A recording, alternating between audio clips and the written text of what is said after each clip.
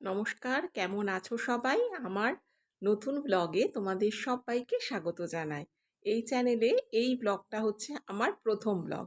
আমি তোমাদের সাথে একটু পরিচয় করিয়ে নিই। আমি হচ্ছে মিতা, থাকি বেলঘড়িয়াতে। আমার ছোট্ট সংসার, হাজবেন্ড ও মেয়েকে নিয়ে। হাজবেন্ড এক প্রাইভেট সংস্থায় কর্মরত, আর আমার মেয়ে ক্লাস 12-এ পড়ে। ভোর 5টা থেকে 5:30টার মধ্যে আমার সংসারের কাজকর্ম শুরু হয়।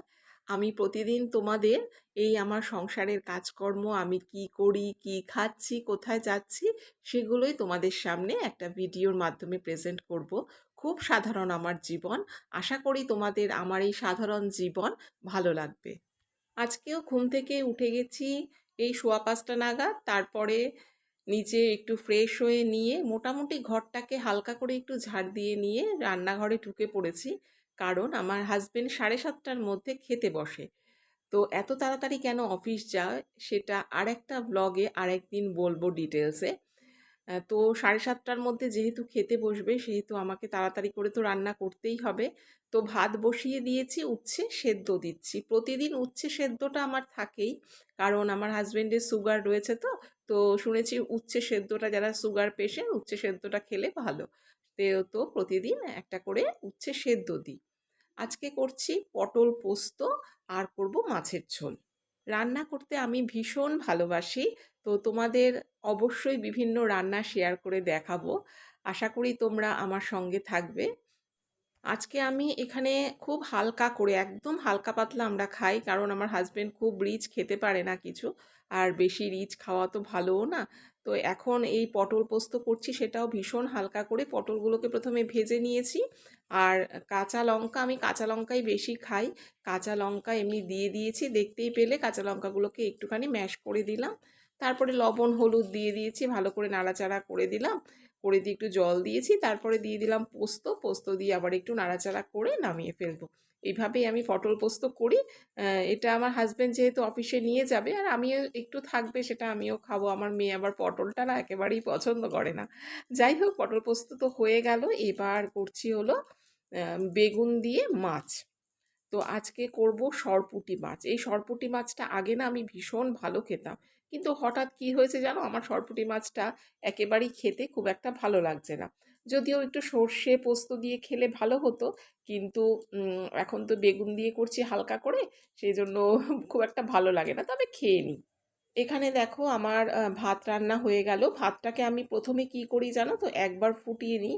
ফুটিয়ে নিয়ে একবার ফুট হলে নামিয়ে রাখি, আবার কিছুক্ষণ পর আরেকবার বসিয়ে ফুটিয়ে তারপরে মাঠটা গেলে দিই। এতে আমার গ্যাসটা অনেকটা সেভ হয়। আমার চ্যানেলে তোমরা দেখতে পাবে লাঞ্চ, আমার লাঞ্চের মেনু আগে তৈরি হয়, ব্রেকফাস্ট পরে তৈরি হয়। কিছু করার নেই, যেহেতু হাজব্যান্ড আগে অফিস যায়, সেই জন্য এইভাবেই করতে হবে। তো এই যে আমার কিন্তু এখানে মাছের ঝোল অলমোস্ট রেডি হয়ে গেছে।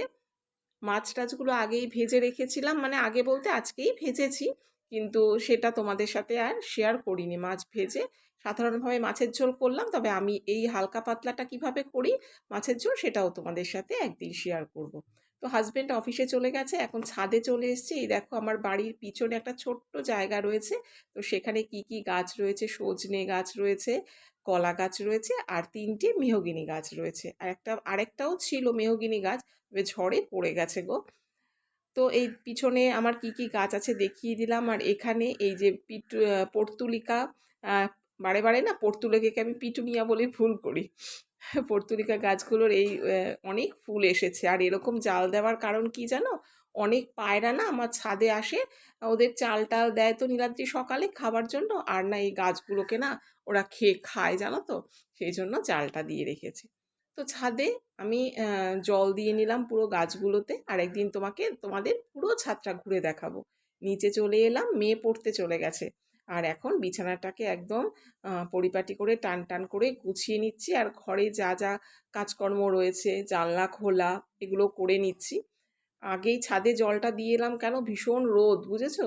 তো এত রোদের মধ্যে না পরে যদি যাই, মানে আরও কষ্ট হবে, সেই জন্য নীলাদ্রি অফিসে বেরিয়ে যাওয়ার পরই আমি ছাদে জলটা দিয়ে এলাম। তো আমার হাজবেন্ডের নাম নীলাদ্রি, আর আমার মেয়ের নাম আমি তানি করে ডাকি। আর এটা হচ্ছে আমার ড্রয়িং রুম। তো আমার বাড়ি না পুরোটা কমপ্লিট হয়নি, তোমাদের একদিন অবশ্যই দেখাবো। তো এই ঘরটাও কিছুদিন আগেই পুট্টি করা হয়েছে, আর ফ্লোরগুলো তো এখনও হয়নি, শুধু আমি আমার যে বেডরুমটা সেই বেডরুমটায় হালকা করে একটু ফ্লোর করে নিয়েছি। তো কেন করিনি সেসব তোমাদের সাথে অবশ্যই শেয়ার করব, প্রতিদিনের ব্লগ যেহেতু নিয়ে আসবো। তো এখানে দেখো বিছানার চাদরটা যেটা ছিল সেটাকে তুলে দিয়ে এই বিছানার চাদরটা পেতে দিলাম। এটা কিন্তু বেশ অনেক দিনকার আগের বিছানার চাদর। তো কিন্তু আমার এই বিছানার চাদরটা ভীষণ ভালো লাগে, অনেক দিন পরে এটা আবার পাতলাম। আমার ভিডিওটা দেখতে দেখতে যারা এতদূর পর্যন্ত এসেছো, আশা করব আমার ভিডিওটা তোমাদের কিছুটা হলেও ভালো লেগেছে। আমার ভিডিও যদি তোমাদের ভালো লাগে তাহলে প্লিজ একটা লাইক করে দিও, আর তোমরা কমেন্ট সেকশানে তোমাদের বক্তব্য অবশ্যই রেখে যেও। আরেকটা কথা প্রথম দিনই তোমাদের জানিয়ে দিই, আমার বাড়ির পাশেই রয়েছে রেল লাইন, সেতু। তোমরা আমি ভয়েস ওভার যখন দেবো কখনো কখনো কিন্তু ট্রেনের আওয়াজ পাবে, তোমরা প্লিজ একটু কনসিডার করে নিও। এখন প্রায় বেজে গেছে 8:30টার মতো, মোটামুটি আমার ঘর টুকটুক করে গোছানো কিন্তু হয়ে গেছে। ছাদ থেকে এসেই তাড়াতাড়ি একটুও বিশ্রাম করিনি, তাড়াতাড়ি করে সমস্ত কাজকর্ম করে নিয়েছি। আর আসলে কি বলতো, সকালে কাজকর্ম করতেই আমার বেশি ভালো লাগে, কারণ কি, আমি তো এমনিতেই 5টা সোয়া 5টার মধ্যে উঠে যাই, তারপরে যদি সারাদিন মানে কাজই করতে থাকি ঘরের কাজ, তাহলে নিজের জন্যও তো সময় দিতে হবে। প্রত্যেক গৃহিণী নিজের জন্য সময় রাখা কিন্তু বিশেষ প্রয়োজন। নীলাদ্রি অফিসে বেরিয়ে যাওয়ার পর একদম সোজা চলে গেছি ছাদে। ছাদে জল দিয়ে এসে দেখলেই তো সমস্ত এগুলো সব পরিষ্কার টরিষ্কার করে এখন হাঁপিয়ে গেছি। একটু এখন চা খাবো, সকালে চা খেয়েছি, সেটা মানে জল চা, মানে একদম ঠান্ডা হয়ে গেছে খেয়েছি। এখন একটু চা খেয়ে নিই, চা খেয়ে আবার সব পরবর্তী কাজে লাগবো। দেখো ঘেমে অস্থির হয়ে গেছে। চলো।